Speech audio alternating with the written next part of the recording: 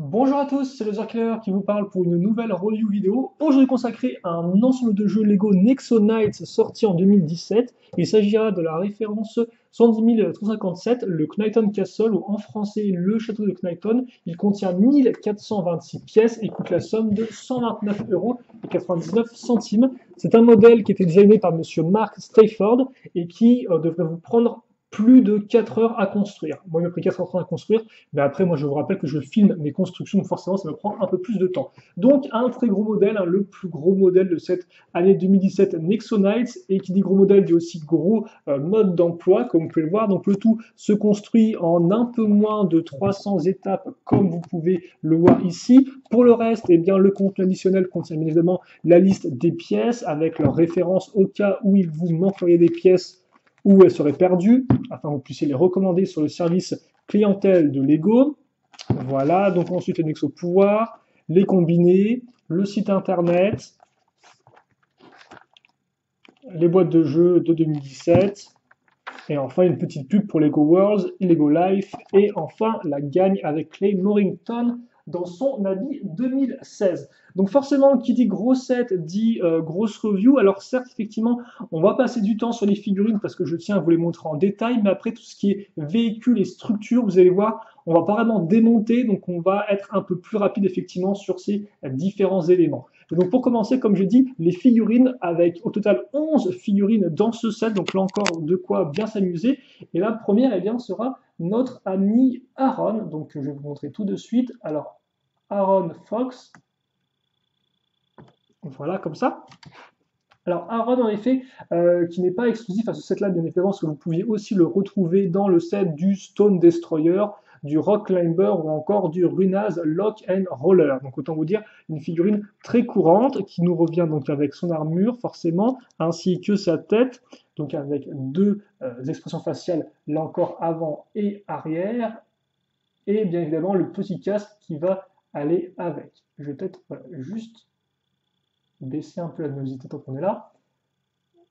Voilà, et donc le casque qui va bien, nouvelle pièce d'arbalète, comme vous pouvez le voir, un peu différente des autres avec les petits rajouts sur les côtés. Bien sûr, je vous rappelle qu'elle peut vraiment lancer des petits projectiles, comme ceci. Voilà, et qui vient de tomber bien évidemment sous le bureau parce que il aime bien me...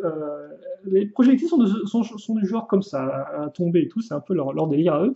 Et donc Aaron qui nous vient avec le Nexo pouvoir de Gamma Rays, rayon gamma, qui est exclusif à ce set-là, qui est d'ailleurs très joli comme on peut le remarquer.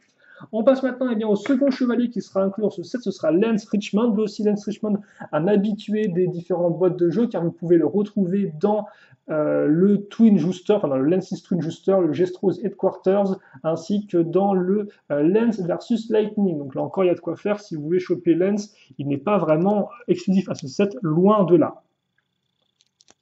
Il aussi vient avec armure et tête doublement imprimée, voilà, avec son sourire Lance-esque, j'ai envie de dire, et le petit casque qui va bien. Alors le petit casque qui va bien, mais surtout que vous ne voyez pas vraiment, hélas. Bon, comme ceci. La lance très jolie, tout en blanche, comme vous pouvez le voir. J'aime beaucoup. Et enfin, le bouclier, là encore avec un exo de pouvoir qui est exclusif à ce set. Il s'agit de Centaur Charge ou la charge du Centaure. Voilà. Et un autre chevalier,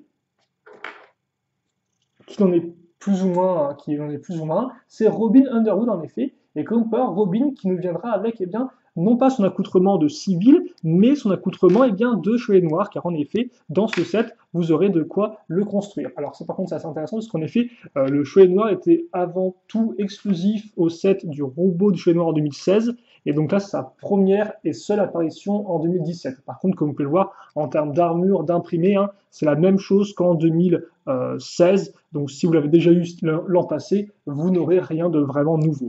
Toutefois, c'est assez intéressant pour ceux qui ne l'auraient pas eu auparavant. Donc, comme vous pouvez le voir, hein, petit casque et armure qui vont bien, et d'ailleurs que par la suite on devra re-enlever, mais ça je vous l'expliquerai ensuite. Nos chevaliers défendent qui ou quoi? Eh bien, ils vont défendre le roi. Donc le roi, qui est exclusif à cette là dans sa tenue civile, car en effet en 2016 on l'avait déjà eu en version armurée, là vous l'aurez vraiment en version civile avec ses vêtements normaux, et donc comme vous pouvez le remarquer, il aura bien sûr sa petite barbe, hein, que j'ai mis de côté pour mieux vous montrer son visage, on va baisser ça comme ça. Et forcément, que serait un roi sans couronne? Eh bien, ce ne serait pas un roi, je suppose. Donc, un peu de mal avec la barbe hein, et la cape. Donc, effectivement, il vient avec la couronne. Et d'ailleurs, qui est de couleur bleue, alors qu'avant, c'était de couleur dorée. Donc, petite différence, là encore, exclusif à cette figurine, elle-même exclusif à ce set-là. Voilà, donc je vais pas non plus trop traîner avec le roi, mais en tout cas, voilà à quoi ressemble notre roi Albert. Notre roi qui sera aussi défendu par un garde royal qui est exclusif à cette là avec un tout nouvel imprimé. Donc là encore, c'est Lego, sa fascination avec les imprimés exclusifs de gardes royaux. Et bien, il continue, donc comme Paul encore très bien réalisé, il viendra avec l'armure orange transparente. Il aura aussi un nouvel imprimé de tête, là encore exclusif à lui, même si bon, tous les gardes royaux se ressemblent plus ou moins en termes d'expression faciale, mais là, c'est pas vraiment la question. Il vient avec des armes, mais elles sont fixées au château, donc on les verra par la suite. Mais ne vous inquiétez pas, vous pourrez bien équiper, tout comme d'ailleurs le chevalier noir. Et avant qu'on passe maintenant en méchant, alors tout d'abord j'aimerais bien terminer avec le Nexo pouvoir inclus. Donc comme vous pouvez voir, vous aurez aussi, donc, alors hop là, dans ce sens-là, vous aurez Manic Pumpkin, donc c'est ce truc explosif, déjà disponible dans le Clay Falcon Fighter Blaster. Vous aurez ensuite Drop the Beat ou Gramophone, déjà trouvable dans la Battle Suite de Aaron, le Axel's Rumble Maker, ainsi que dans les sachets de Nexo Pouvoir Vague 2. Et enfin, vous aurez Spirit Fox, donc Renard Spirituel, excusez-moi, déjà disponible dans la Battle Suite de Aaron, ainsi que dans les sachets de Nexo Pouvoir Vague 1. Voilà. Donc Gramophone, hein, déjà trouvable dans plein de sets, dont une autre boîte de jeu Vague 2. Donc c'est un peu dommage qu'ils aient mis un truc bon, déjà aussi courant que celui-ci, mais bon, c'est comme ça. Et enfin, Amleta, donc notre petite cochonne qui appartient à Lens, bien évidemment, donc qui appartient à la série télévisée. Et donc vous l'avez enfin en set. Bon, c'est un cochon, tout ce qu'il y a de plus traditionnel, mais je tenais tout de même à vous le montrer parce qu'elle est exclusive à cette là, et c'est quand même assez intéressant. Et aussi, d'ailleurs, j'avais carrément oublié, lui aussi, c'est un autre figurine exclusive à cette là, c'est Fancy Pants. Donc, qui est le robot écuyer du roi. Alors, il est pas vraiment écuyer, lui, mais c'est plus le robot assistant du roi avec son l'air un peu arrogant, comme vous pouvez le voir, très chouette coupe de cheveux, qui fait vraiment très un peu royal, forcément. Et donc, comme vous pouvez le voir, il aura une seconde expression faciale. Là encore, qui est exclusif au personnage, hein, parce qu'il a des petites joues roses, comme par des petites pommettes roses. Donc voilà. Donc Fancy Pants, figurine très cool, là encore, déjà apparu dans la série depuis bien des saisons, et donc qu'on a enfin en 7, et donc là encore exclusif à ce modèle-là. Vous aurez ensuite, alors là par contre, on va peut-être devoir carrément procéder à une luminosité amoindrie, là, c'est parce qu'elle est en train de brûler, donc voilà, j'essaie de vous la montrer au mieux. C'est en effet la statue de pierre blanche qui a l'air de représenter étrangement la reine. Alors, on n'en sait pas plus. Je ne pense pas que ce soit la reine en elle-même qui a été transformée en pierre. Je pense vraiment que c'est une statue qui est censée représenter la reine. Et comme on peut le voir, le logo de la couronne, en fait, est bien, et c'est un logo qu'on pouvait retrouver sur le tout premier château Lego, le 375, voilà. Donc il a été repris ici. Des éléments d'ailleurs qui font référence au tout premier château Lego, qui était de couleur jaune, on en retrouvera tout au long du set. Et donc je vous les indiquerai à chaque fois. Comme vous pouvez le voir, notre statue de pierre blanche vient avec deux imprimés, voilà. Donc un normal et un de statue et un réveillé et prêt à attaquer nos chevaliers. Ensuite, vous aurez deux Stone Stompers, donc des écraseurs de pierre en français. Alors celui-ci, c'est un Stone Stomper de type numéro 1, disponible dans de nombreux sets.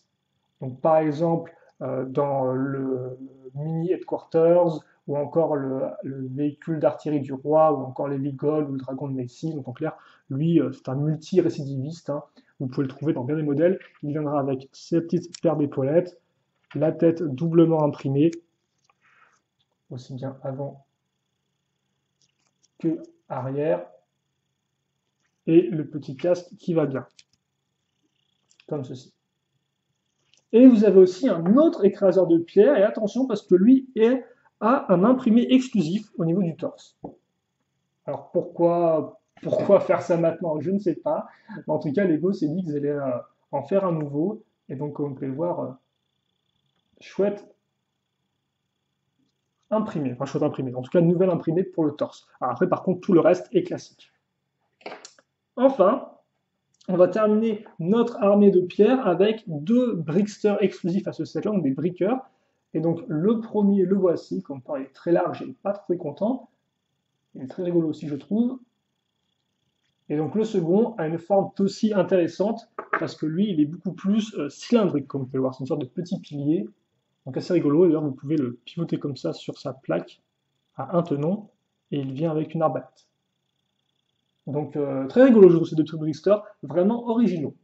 Et donc voilà pour toutes nos figurines incluses dans ce set. Ça a pris du temps, mais comme ça vous avez toutes bien vu. Comme vous avez pu voir aussi, 5 Nexo pouvoirs, dont un pouvoir interdit qu'on verra juste après. Mais avant ça, j'aimerais juste revenir sur, eh bien, enfin, on va commencer avec nos véhicules, enfin, parce qu'il est quand même temps de passer à la construction, plutôt aux différents éléments hors de nos figurines. Et donc nous allons commencer avec le véhicule de Robin.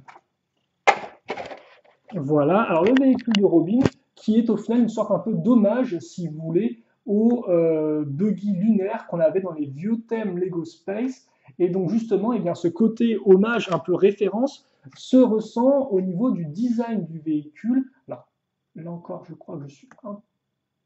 Voilà, on va quand même baisser un peu la luminosité. Donc effectivement, il se ressent déjà au niveau des formes, comme vous pouvez le voir, avec l'utilisation d'une grande pièce de vitre qui fait au fait office de cockpit, hein, voilà, et donc une partie arrière qui est beaucoup plus restreinte. On a 2 tiers de cockpit pour 1 tiers au final de partie arrière.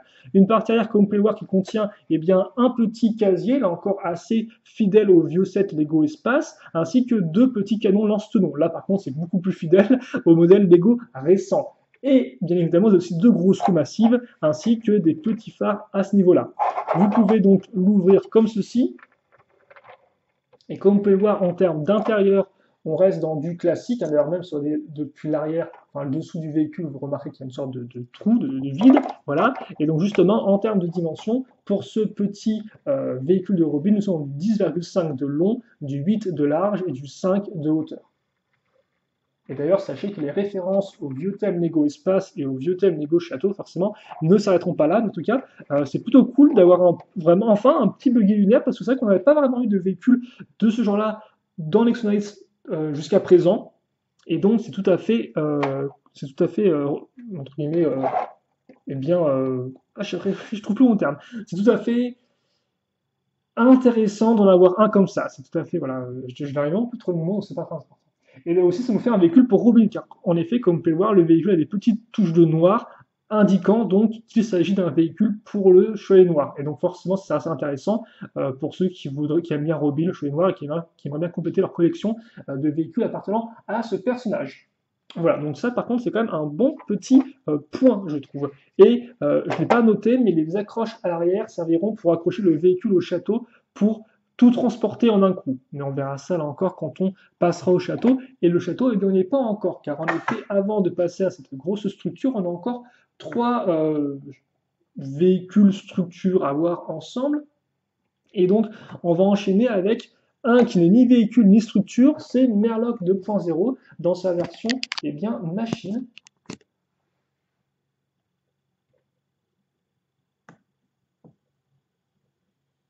Comme ceci. Et donc, voilà à quoi il ressemble. Alors, par contre, je me rends compte que j'étais quand même très flashy. Alors, je pense que le véhicule, après, vous avez pu... Voilà, je vous remontre rapidement le véhicule. Vu que la lumière était quand même un peu trop forte, je pense. Et donc, voilà pour notre Merlock 2.0.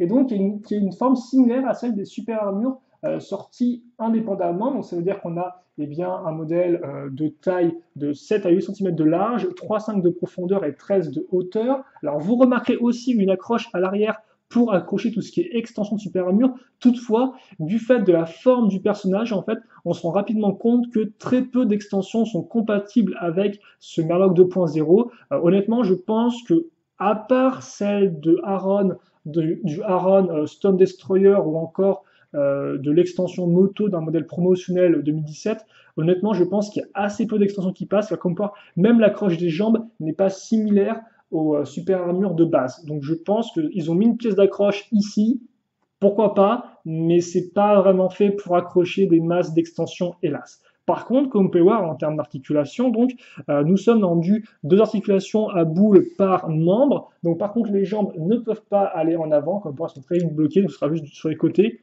ou vers l'arrière au niveau du genou, hélas. C'est un problème qui est assez récurrent avec certaines figurines, et donc on va retrouver aussi ici. Et les bras, par contre, eux, sont beaucoup plus articulables, comme vous pouvez voir en avant, en arrière, ainsi qu'au niveau des coudes, et on a des doigts articulés, 4 au total, excusez-moi, dont dont une main qui permettra de raccrocher comme quoi le sceptre sur le côté.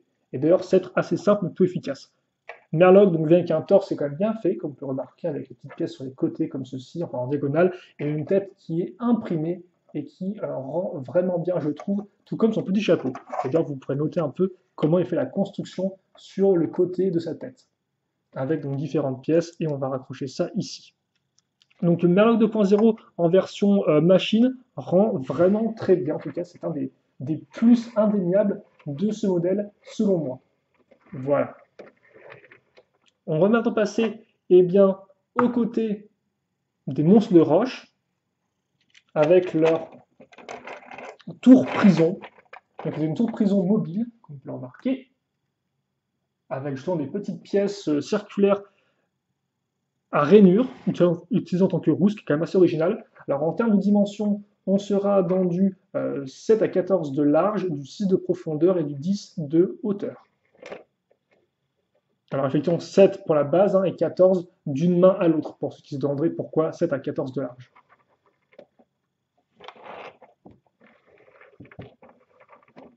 Comme ceci. Et d'ailleurs, vous pourrez noter la présence du dernier pouvoir inclus dans ce set, donc le pouvoir interdit du Malicious Melting Mar de lave, déjà disponible dans le Lens vs Lightning ou encore dans le Colosse de la Destruction Suprême. Donc l'un des moins rares des pouvoirs interdits.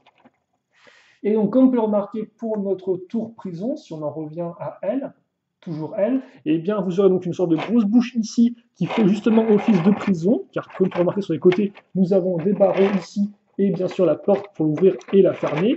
Vous aurez aussi donc 2 catapultes qui peuvent vraiment lancer des petits projectiles sur les 2 côtés, et enfin la partie tour rempart en elle-même. Bien sûr, les bras sont articulés, alors sur juste un seul ball jump certes, mais tout de même, et vous avez donc là encore des mains avec 4 doigts articulés qui sont assez menaçants, comme vous pouvez le voir avec leurs éclairs au bout des doigts. Et bien sûr, le véhicule peut rouler sans problème. Bon, il a un peu mal sur certaines parties et tout, mais bon, ça vient du fait de la matière que j'utilise. Donc voilà. Et d'ailleurs, moi, sachez que je m'amuse avec les 2 figurines d'écraseurs de pierre à les mettre en fait sur les barreaux. Comme ça, vous pouvez faire transport si vous voulez en même temps. Voilà, par exemple comme ceci, ou alors, bien sûr, vous pouvez mettre dans les remparts. Mais vous pouvez aussi, par exemple, mettre les Bricksters directement dans les remparts. Donc comme ça, vous pouvez mettre les 4 figurines, si vous voulez, là-haut et sur les côtés. Et donc j'aime beaucoup d'ailleurs ce côté un peu transporteur de troupes, véhicule, structure. On a déjà eu un peu ça avec l'Heligoid et surtout le Colosse de Destruction Suprême, mais là je trouve que c'est encore plus poussé. Donc vraiment une sorte de tour monstrueuse, et là encore très intéressante, je trouve. Rapidement, alors review un peu chaotique, je m'en excuse, je reviens juste sur Merloc pour vous montrer une comparaison de taille, vu que je me rends compte que j'ai oublié. Donc autant voilà, qu'on soit bien complet tous ensemble. Et enfin, donc notre dernier véhicule, ce sera la fusée résonante. Pour moi, c'est plus une navette qu'une fusée. Vous verrez qu'en fait, cette fusée fera partie entière de la structure du château, mais vous pouvez la détacher donc pour en faire un véhicule. Et donc, la fusée ressemble à ceci. Alors, on peut peut-être devoir. Donc, on est dans du 23,5 de long, du 15,5 de large et du 7,5 de hauteur. Et comme on peut le voir, eh bien, justement, c'est une fusée qui est assez imposante. Alors après, en termes de construction pure et dure, rien de très compliqué en fait. C'est vraiment fait à base de grosses plaques, comme vous pouvez le voir, idem pour les ailes sur les côtés. Et ensuite, eh bien, le cockpit, vous pouvez l'ouvrir comme ceci. Donc un très grand cockpit, que vous pouvez aussi ouvrir sur les côtés grâce aux vitres latérales, et donc qui va vous dévoiler l'intérieur. Et donc à l'intérieur, qui est avant tout composé, comme on peut le remarquer, eh bien, de 4 sièges, hein, donc enfin 5 places, même si je vais pas dire 5 places, donc une par chevalier, et des contrôles au bout. Hormis ça, en termes de détails, vous remarquerez à l'arrière les réacteurs ainsi que là encore des petits casiers qui font penser à ce qu'on a vu sur le petit véhicule de Robin. Et vous noterez aussi pour la précision et pour l'information que sur l'imprimé est indiqué 375 DK. Alors pourquoi ces chiffres, pourquoi ces lettres? Alors 375, là encore, c'est le premier château Lego sorti, hein, donc le 375, sa référence, le château jaune, et DK justement, c'est le nom de son designer à ce château jaune, Daniel Krenz, qui justement eh bien, est décédé lors de la création, pendant la création de ce modèle-là, si vous voulez, et donc Mark Stafford a décidé de lui rendre hommage justement en indiquant eh bien, la référence du modèle ainsi que ses initiales sur le véhicule, voilà. Idem aussi, hein, il lui a aussi rendu hommage, comme j'ai dit, avec la petite couronne inscrite sur la partie sérigraphiée du torse de la statue de pierre blanche, et on retrouvera aussi un autre élément au niveau des stickers du château. Donc voilà, donc vraiment Daniel Krenz qui était pour Mark Stafford, donc un ami forcément et un designer très reconnu, hein, voilà. Donc, gros designer chez Lego, donc voilà, un modèle qui fait aussi un peu hommage, donc comme quoi il y a aussi un peu d'éléments sérieux comme ça dans les sets Lego. C'est assez rare pour être noté, donc c'est vraiment intéressant qu'on ait ce genre d'informations. Et pour revenir à la navette en elle-même, vous avez vraiment un très beau véhicule. En tout cas, moi, c'est un de mes véhicules préférés, je pense, Next Knight tout confondu, en termes de design et en termes de structure. On reviendra un peu dessus rapidement lorsque je ferai bien sûr le bilan, mais en tout cas, un modèle que moi j'apprécie beaucoup pour différentes raisons, dont son design et dont son utilité. Et donc, une fois qu'on a fait ça, alors, là encore, je n'ai pas oublié de faire une comparaison par rapport à une figurine. Compor, c'est vraiment une grosse navette, hein, elle est quand même assez massive, même si elle est construite assez simplement à l'aide de grosses plaques, mais là n'est pas vraiment la question, même si, bon, bien sûr, ça pourrait en déplaire à certains qui ont une construction un peu simple comme ceci. Mais toutefois, moi je trouve que la forme vaut amplement le coup d'avoir une construction à base de plaques.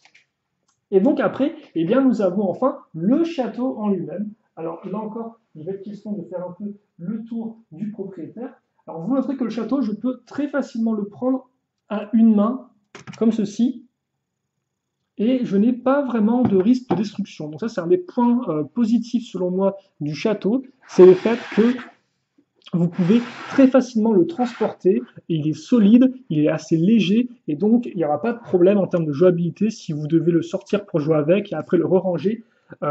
Franchement, il est fait pour être maniable. Voilà. Alors, par contre, là, je pense qu'on va avoir le droit de faire un focus, surtout de mettre un peu plus de lumière, parce qu'autant avant, c'était un peu... Voilà. Autant là, je pense qu'on va pouvoir repartir avec une belle petite lumière. Et donc, ouais, je vais vous faire un peu un tour du propriétaire, si vous voulez. Ça va être la façon la plus simple de vous montrer comment fonctionne le château, parce qu'après, en termes de construction pure et dure, il n'y a pas vraiment de technique spécialement nouvelle ou super intéressante. Ça reste vraiment, on part d'une construction de bas et on monte progressivement vers le haut. Il y a des grosses pièces, des pièces de rempart, et forcément aussi, l'ensemble est presque entièrement symétrique, à part quelques éléments de détail. Donc c'est vraiment une construction qui est égale d'un niveau comme de l'autre. Donc voilà, pas spécialement la plus fascinante, mais là n'est pas vraiment le point fort du château. Ce n'est pas vraiment sa construction qui est assez classique. Donc voilà, déjà on va commencer avec l'entrée du château. Donc vous aurez les armoiries ici. Et justement, je notais juste auparavant qu'il y aura un élément de détail qui fait penser au vieux château jaune, donc le 375, et bien il se trouve ici. En effet, cette forme-là était déjà disponible, c'est déjà trouvable dans les autocollants sur ce vieux château. Donc là encore, voici le dernier élément d'hommage à Monsieur Krenz. Voilà. Et donc, les portes peuvent s'ouvrir.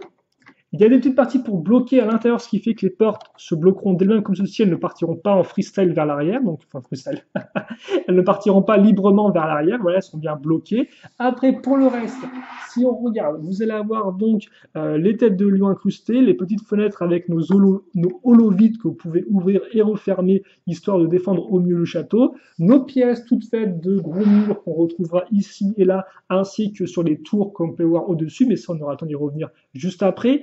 Les éléments de rempart sont, comme on peut remarquer, apparents tout du long, donc avec une pièce 1x2 ainsi qu'une pièce vitrée comme ceci. Donc ça, c'est la construction du rempart qu'on retrouvera tout au long du château. Petite arbalète qui tire vraiment. Et enfin, sur le côté, donc, vous aurez une fenêtre comme ceci. Voilà. On va maintenant revenir ici, avant de passer à l'arrière. Donc la porte, ou plutôt les deux portes, s'ouvrent avec une petite pièce à clip qu'on va soulever. Et après, on peut donc ouvrir le château comme ceci. Et donc avoir une forme beaucoup plus ouverte au château et aussi accéder à sa cour, comme vous pouvez le voir. Donc vous avez la partie principale, enfin la partie centrale ici, avec encore un petit rayon en fait qui permet d'activer quoi? Et bien d'activer le combo Nexo Pouvoir. Et d'ailleurs, à noter qu'effectivement, c'est la première fois dans une boîte de jeu qu'on a un combo, enfin un bouclier combo comme ceci, car auparavant, il était uniquement disponible dans les super armures.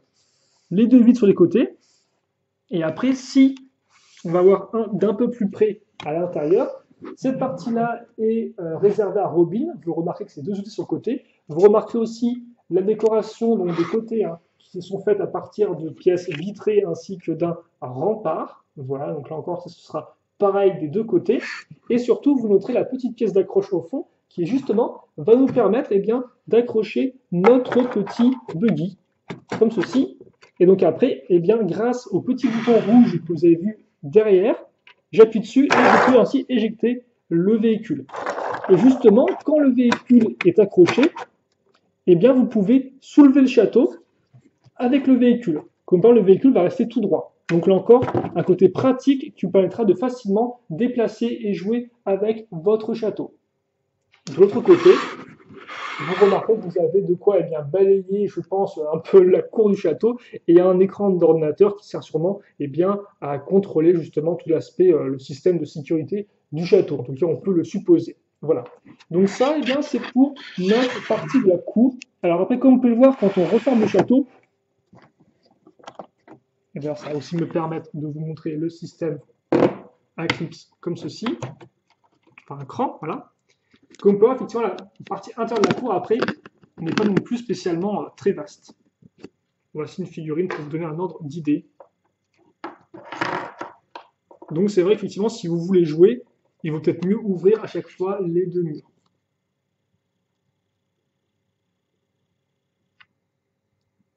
Comme ceci.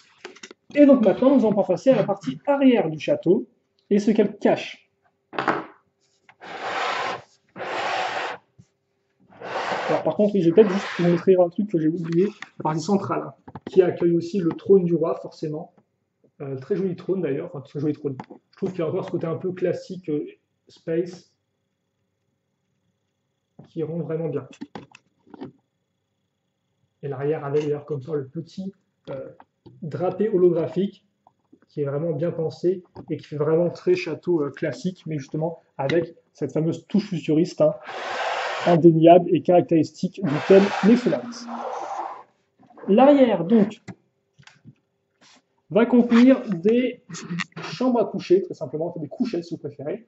Donc là, comme vous pouvez le remarquer, vous aurez, alors par contre, peut-être comme ceci, c'est pas grave si ça flash un peu trop, parce que sinon on voit rien du tout en fait. Donc vous aurez effectivement ici la couchette de Axel, forcément elle est deux fois plus grande que les autres avec un petit hot dog, hein, voilà. Ici c'est Macy avec la petite tasse, une échelle pour monter au second étage, ou au premier étage, si on considère que cette partie-là est le rez-de-chaussée. Vous aurez ensuite le lit pour Ava avec un petit écran justement de contrôle pour s'occuper de tout ce qui est combo Nexo Pouvoir. Et enfin, vous aurez donc un lit pour Robin, Aaron, Clay avec sa tasse, ou même, non, je pense que c'est la tasse à lui, en bref, Clay ainsi que Lens. Et Lens, on peut avoir un petit téléphone portable. Donc ça, c'est quand même un chouette élément de détail qui est plutôt intéressant. Si ensuite, justement, eh bien, on passe au premier étage, d'un côté, vous aurez une armurerie, comme vous pouvez le voir. Alors, l'armurerie qui contient différentes armes, mais aussi qui contient justement de quoi maintenir en place l'armure ainsi que le casque de Robin. Donc, je vous montre ça rapidement. Même si rapide n'est pas vraiment le mot d'ordre de cette review, hélas. Voilà, comme ça.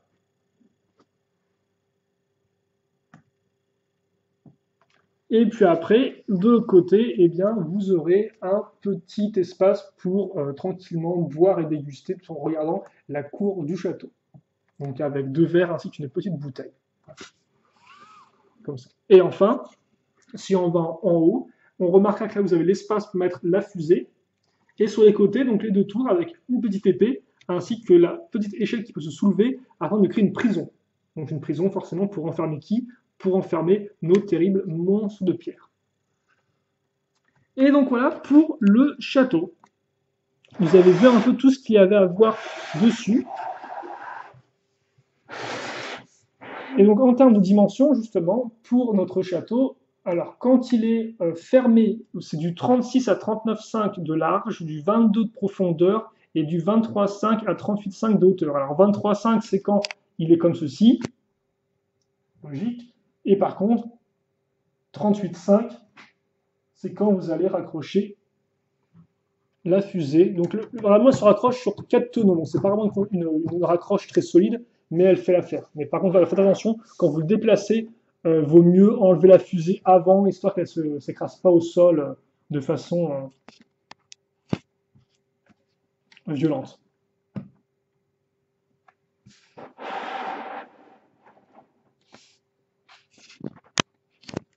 Et si vous voulez une figurine en termes de comparaison de taille, voilà. Donc comme vous pouvez le voir, quand même un château qui est assez massif. Alors peut-être pas non plus la plus grosse structure Lego existante, parce que je pense qu'il y a plus gros. Toutefois, ça reste quand même un modèle qui est une bonne taille, une bonne tête aussi.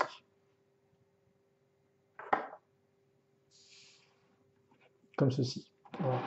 Peut-être mettre un peu de 3/4, comme ça, et voilà.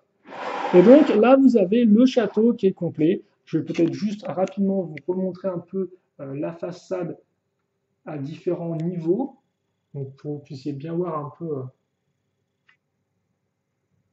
le design, comme ceci.